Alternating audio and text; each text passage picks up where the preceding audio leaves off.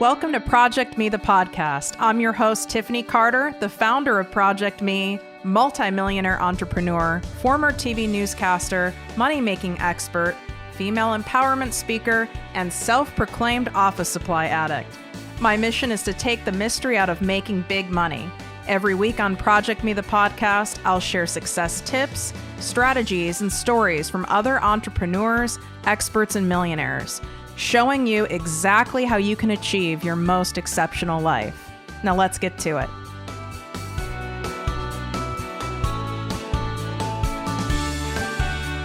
You're listening to ProjectME the Podcast. I'm your host, Tiffany Carter. We have an awesome guest for you today, Gayl Walder. She was a probation officer and a social worker turned yoga instructor and wellness junkie. Talk about a major career shift, Gayl. How are you doing today? I'm good, Tiffany. How are you? I'm great. I'm so excited to have you on because so many women have stuck feelings, stuck energy, and therefore they're feeling stuck in their lives and they don't know why, and they're trying everything to no avail and nothing's working. So I wanted to talk to you about first, what can women do to even identify that they have some kind of a stuck energy or stuck emotions in their body? Well, I've met several women, especially in the last couple of years, and I've actually felt that way myself. It's just things that were working aren't working anymore. A lot of times it happens when people become empty nesters, their kids go to college, and it's like a lot of us wear many hats, and then we're used to doing for everybody else, and we kind of put ourselves last, and then after a while, it's like, what about me? And then that's kind of like they get stuck. Like, what's my purpose? Where am I going? What am I doing? And there's all different circumstances. It could be when children go away. It could be divorce, death, moving. So that's kind of where I'm at. And I've met a lot of people with a lot of different stories. And it's kind of, that word just stuck out. Like, people just get stuck. It's like they don't know what to do. So I'm on that mission myself. And how do you use your yoga practice to help release some of that stuck energy, to break through some of that? Just when I step on my yoga mat, it's like another place. It's the only time I can step on my mat. I don't think about anyone or anything, and I just focus on my breathing, and I just move my body, and I don't know, it's like just things fall into place after I practice my yoga, and also meditating. It kind of helps you see the picture, like you set your intention, and when I meditate, it's just like all thoughts just kind of disappear, and then just things come to me in a different way. And it's like when you're more relaxed and, you release some of that stuck energy in your body, which a lot of us have, then things kind of fall into place and it's easier to see the whole picture. I noticed from taking your classes, so for all you listeners, I actually practice yoga with Gayl, which is a huge reason why I wanted her on, because I myself end up getting into a lot of fear as an entrepreneur, and I get this stuck energy, and it's very frustrating. And one thing you do, Gayl, that really sets yourself apart is you explain, like, and I'm probably saying it wrong, so you can tell me, but you say, we store a lot of emotions like in our hips, and then you do certain postures to help us release that. Can you talk a little bit about that? Sure. Well, we store emotions in all different parts of our bodies. And, there's a saying, like, you have issues in your tissues. And a lot of us are not even aware of it. It's like, even just driving, a lot of us clench our teeth. And so when you clench your teeth, it affects your jaw, which goes into your neck and your shoulders. And so people aren't even aware sometimes that they're clenching their teeth. And so that's why a lot of times I tell people to press their tongue towards the roof of their mouth to relax their jaw. But if you notice in most yoga classes, we hold the hip openers a little bit longer because it's all the things you've said. It's fear. People are it's afraid of letting go, or it's just stuff is so stored up in there that people's hips are so tight that you can't just 10 seconds or 20 seconds would really do nothing, because it takes a good 30, 40 seconds for your mind to tell your body, it's okay, we're going to do this. And that's why we hold that a little bit longer. But we people store their emotions in all different parts of their body. Just we work on the stomach sometimes. People aren't aware of that.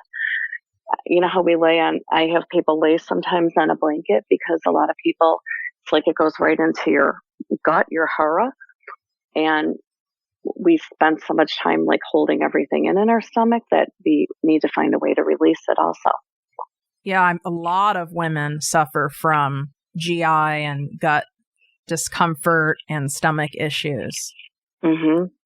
It's definitely, there are certain places that are more common than others in women for this stuck energy, right? Yeah, hips, shoulders. I think, men, a lot of men in their shoulders. I think everyone, but the most common things I see is neck, shoulders, hips, back, lower back especially.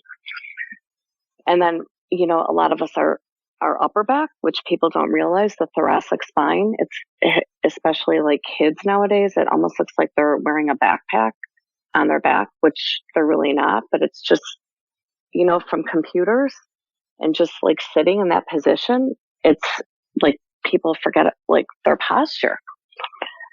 Yeah, that's true. Given I'm sitting at a computer, or when I podcast, I'm sitting, and I know a big trend is, the standing desks, which, I'm sure helps somewhat. So for people who don't practice yoga, maybe they've thought about it, maybe a lot of people have suggested they do it, but they kind of blow it off. What do you think there is in terms of a resistance to starting and maintaining a yoga practice? I sense a lot of resistance from people. Well, I think most people are intimidated. I think that's, it's or everyone's always I can't do yoga. I'm just not flexible. And it's but the only way you're going to get more flexible is if you do yoga. It's that's saying I can't run, I don't have endurance. But if you practice, I'm not strong. I can't lift. I'm not strong, but if you lift weights, you get stronger. So that's what I hear a lot. I'm not flexible. And when I started practicing yoga over 20 years ago, it was just much different. It wasn't as popular as it is now. And there was a lot of rules. So when I started, you had to take 10 beginning or level 1 classes before you could even move into a level 2 class.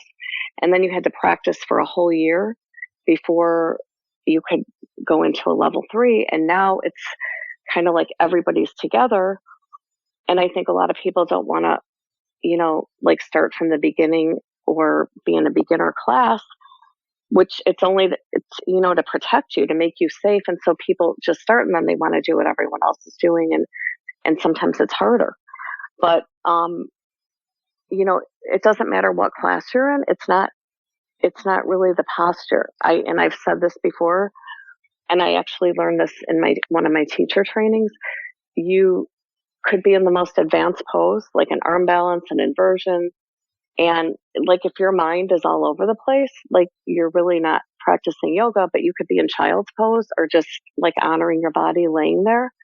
And if you're breathing and focusing on your breath and taking care of yourself, that is an advanced practice. It's, it's listening to your body, knowing when, I know you always use blocks in class. There's some people, they don't want to use props because I don't know, they think it's I don't know, but it's we wouldn't have props if they weren't important. It raises the floor. It helps you so you can get deeper in the pose. And, a lot of people don't want to do that. I mean, I'm definitely one of those people that I am not naturally flexible, and I hold a lot of tension in my body. But because I've been practicing yoga so long now, if I, for, let's say a week, I don't practice, I can feel it mentally, physically. It's like I've tensed all back up again. It needs to be a regular, consistent practice for this to work. Right. Well, and I think that's how it starts. People start like, okay, I'll do it once a week. And then, and then they notice little tiny shifts, like things that used to bother them don't really bother them. Things, they don't get upset in traffic and so then they start doing it more. And then it's like, that's what happened to me. And then it kind of like becomes a part of your life. And like my kids used to be, they would know if I didn't do yoga. They're like, please go to yoga, So like they used to get mad because they, if they were angry or like screaming and I would just sit there, they're like, yell, do something. But it helps, not just physically, but it just calms people down in every way. I 100% can attest to that. Another big topic and issue that women face is fatigue. And I personally am still in recovery for adrenal fatigue, but that's an actual condition. But a lot of women just have general fatigue. They've run themselves ragged. Even if they've had a good night's sleep and a cup of coffee, there's still that general sense of fatigue.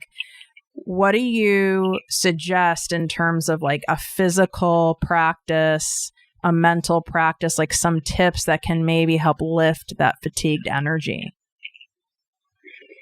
Well, I think a lot of men do this also, but especially women. I think we're just so used to going nonstop. All of us, we just lead busy lives, and it's like we want to move and we want to pack in whatever we can. And, even when people step on the mat for their yoga practice, like they're ready to move, it's like they want to move, but sometimes like what you don't realize what your mind wants and what your body wants are two different things. And that's why I think it's important to not always like do that constant like fiery practice. Sometimes, balancing, it's still very challenging, but in a different way. But like I can tell when someone's like very type A, or I have a lot of type A people, they need to move.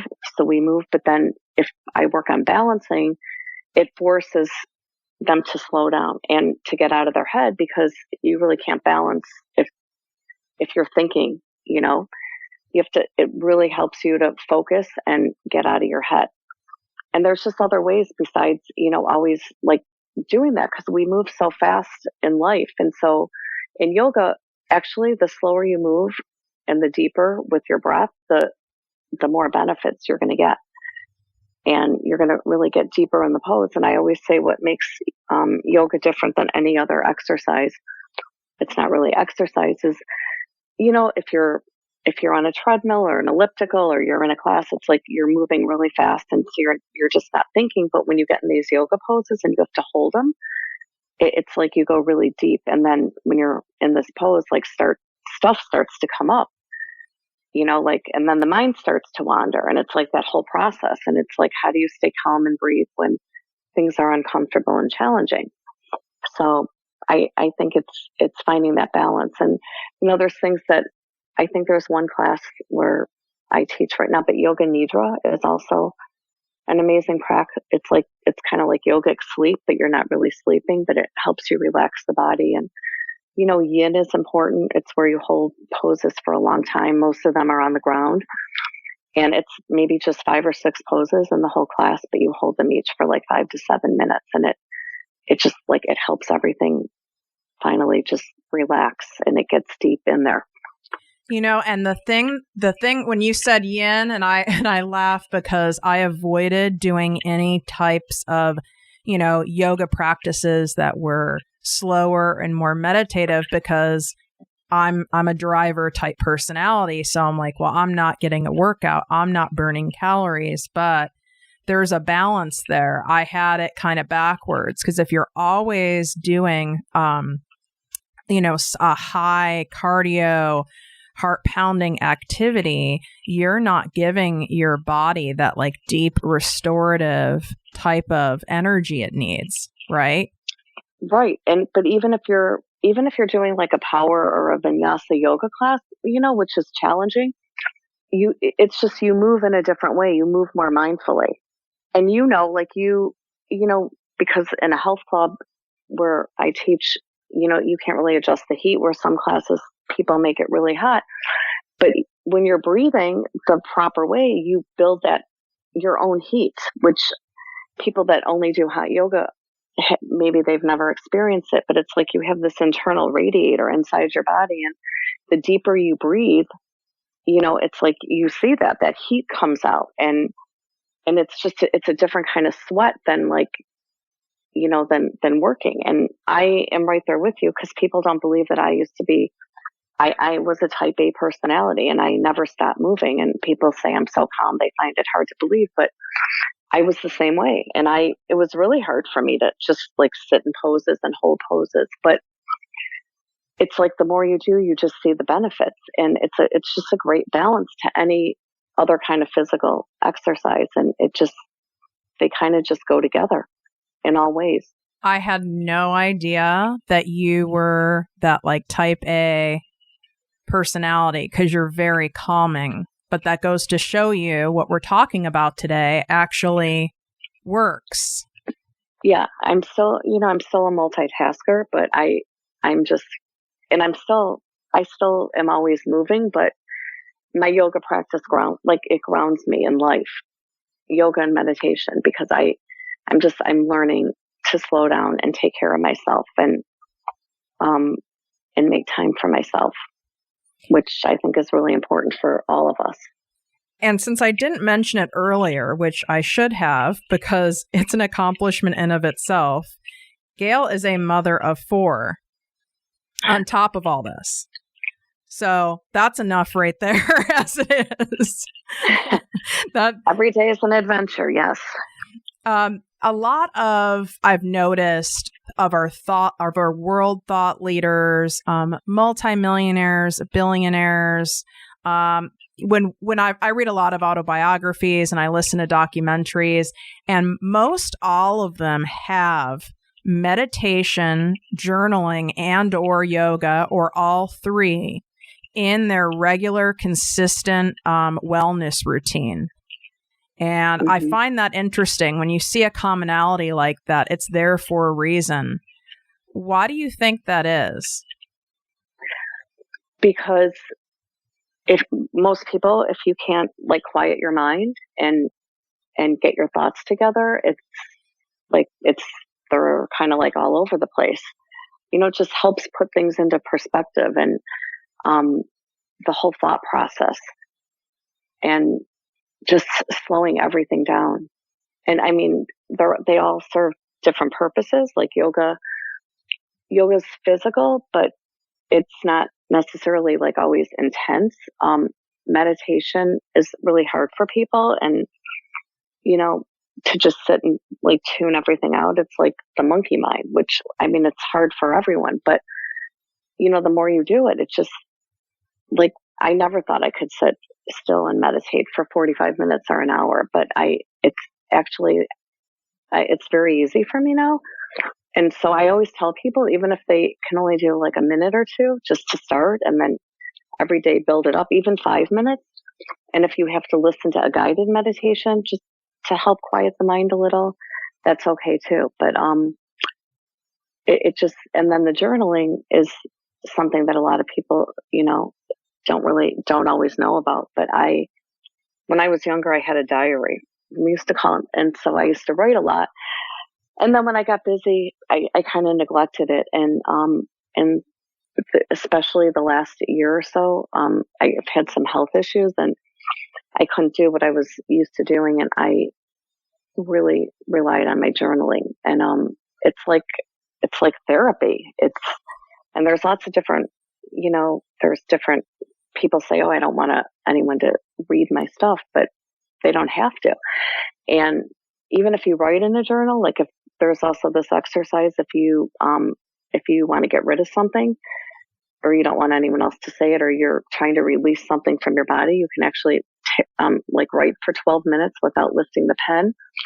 And then you can set that piece of paper on fire and it just blows away. And it's like you're getting rid of anything that you need to get rid of. But I like keeping my journals to reflect on. And I have a gratitude journal because I feel like no matter how bad people's life is or what's going on, there's always something to be grateful for that we can find, even if it's one or two things. So I keep a gratitude journal. I also have like my bucket journal, like my goals and stuff of what I'm working on, so if ideas come to me. And then I think it's really important, people don't always know this, is our dreams actually heal us. And most people don't remember their dreams, especially if you're not a sleeper. So I have my dream journal. So if I have a dream, I write it down right away so I don't forget it. And then I just have my everyday journaling, that it's just sometimes whatever just comes to my mind. I don't even know what I'm writing about, but I always feel better when I'm done. It's so amazing that we're talking about this. And I'll tell you guys how you can get Gayl's, these gorgeous, high-end, beautiful journals that she created towards the end of the show. And plus, you guys are going to be getting a discount code for being listeners of ProjectME. I'm all about a discount. I used to avoid journaling like the plague. Anyone who's listening, who's gone to therapy at all, almost all therapists, and given your social worker background, Gayl, I'm sure you'll agree, most all of them will highly encourage journaling. And I had such a resistance to journaling. I'm talking for most of my life. And what happened when I started journaling, it was amazing. The truth came out. Stuff came out of me I wasn't expecting. And that's why people avoid it. But they say the truth will set you free. And that's the whole thing. It's or people don't want, they're like, what if somebody finds this? Or it's almost like when you write it, you own it. And it's like you're purging what's you've been holding in. So if you can't talk about it and you're holding it in, it's just a way of letting it go. Gosh, that's so true. Because I say, you said the truth sets you free, which I agree. And I also say secrets make you sick. It's true. And at least journaling is a way to get it out. You don't have to read it to someone. You don't have to show it to someone. Like Gayl said, you can burn it. You can crumple it into little, tear it into little pieces of paper if that feels good to you. But exactly, you're getting it out of you and somewhere else.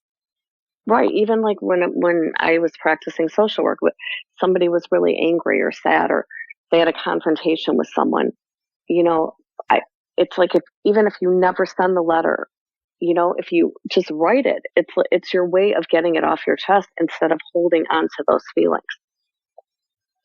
It's interesting what we're talking about today are practices that truly, without a doubt, would help anybody, without a doubt. Yet there's so much resistance around those very practices, tips, solutions. There's so much resistance around them, yet it's a guarantee you are going to feel better. It's not a maybe. Guarantee. It's a guarantee. I agree. And people spend thousands of dollars on, whatever, new gimmicks or doctors or whatever. And it's meditation's free. All you do is sit there. You don't have to be with anyone, but there are groups that meditate together. And yoga, you can, there's always there's podcasts, you can watch YouTube, you can go to classes, but when you get to know your practice, there's always things you can do on your own, just, to ground you. And then, and then there's journaling. You can take it anywhere with you. So I 100% agree. I can say for myself, whenever I leave a yoga class, or even if I meditate for 5 minutes, or I'm journaling for maybe 20 minutes, my best ideas that have made me the most money have come after those practices. That sounds true. And your research, those 3 practices, that it's because you're in a clearer, calmer place, and things just come together. Your mind's not like all over the place. You're grounded and you're settled, and that's what's important. And I think we're all trying to find that balance, and it's hard because we're just used to doing so many things and our mind's all over the place. And that's why there's accidents and everything, because everyone's in a hurry. Their mind isn't there, and these all help. Even like driving, you're just more aware of what's going on around you. So for people where this is not yet a regular practice in their life, and they want to take a step towards it, maybe make baby steps towards it, what would you suggest in terms of them incorporating yoga, meditation, and journaling as a first step? Well, I think just you don't have to do everything at once, and don't be hard on yourself. Sometimes I think if you got a journal and you gave yourself a goal, to try to write something every day, even if you don't have separate journals, like, everyone just write your gratitude every day. And then maybe, then set a goal to write in it a couple days a week for 10 minutes, and then people see how it helps. And then I think it's the same thing with meditation. There's a lot of different apps that help with meditation. There's guided meditations. I'm working on, a few of my own, which hopefully will be out by August.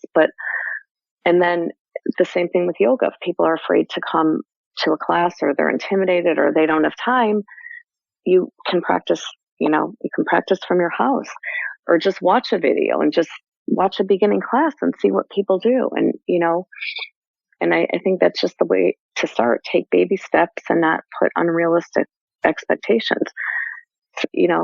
It's a journey. It's a practice. Yoga is called a practice because there's always more to learn. And every day is different, right? Every day is different. And this is, what we talked about today are some of the greatest acts of honoring yourself and self-love, self-care, and self-worth. So I highly, highly recommend for you guys to go to gaylwalderyoga.com, and it's Gayl spelled Gayl. All of this info will be in the show notes. But I can tell you, once you read more about her story, and you learn more about her practice, you'll feel very comfortable reaching out to her directly on Facebook or Instagram with any questions. And I know from my personal experience that she is very open and willing and loves to help people, incorporate their journaling, meditation, and yoga practice. Thank you. I do. And so also in the show notes, I'm going to put that discount code for Gayl's amazing journals. Before we end the interview, though, I do want to ask you, Gayl, on your journals, I noticed a really cool hashtag, which is unfuckwithable. Could you tell us where you came up with that? Yes. Well, actually, I didn't make the word up. I actually saw it once on I was the internet or something. And I'll tell you the definition. It says, when you're truly at peace and in touch with yourself, nothing anyone says or does bothers you. No negativity or drama can touch you. And I don't know, it just like jumped out at me. And then I saw this blanket I ordered it. And I even sent it to my kids. I thought it was like just the coolest word. It just like reminded me that, I'm going to stand on my ground, and I'm not taking stuff from anyone anymore. I'm going to take care of myself. And it's just a very powerful word. And I love it. It is. And I love the definition. I mean, that's what we're all about at ProjectME is, increasing your self-worth increases every other area in your life, your net worth, your health, everything. But it all starts with doing the work and taking care of yourself, and then you can be unfuckwithable. I love it. Exactly. It's a constant reminder, to hold your ground and value yourself. That's awesome. Kind of how I feel. Well, thank you so much, Gayl, for coming on. That was There's so many tips and amazing takeaways from this. I pray that people who are listening decide to start incorporating some of your suggestions and best practices into their lives. I know it will transform people. Thank you so much, Tiffany. And if anyone has questions or requests, they can always reach out to me. And thank you so much for having me. Of course. If you enjoyed this podcast, please write a 5-star review on iTunes. Not only will this make me super happy, but it will allow more listeners to find our special show. Simply help me help others.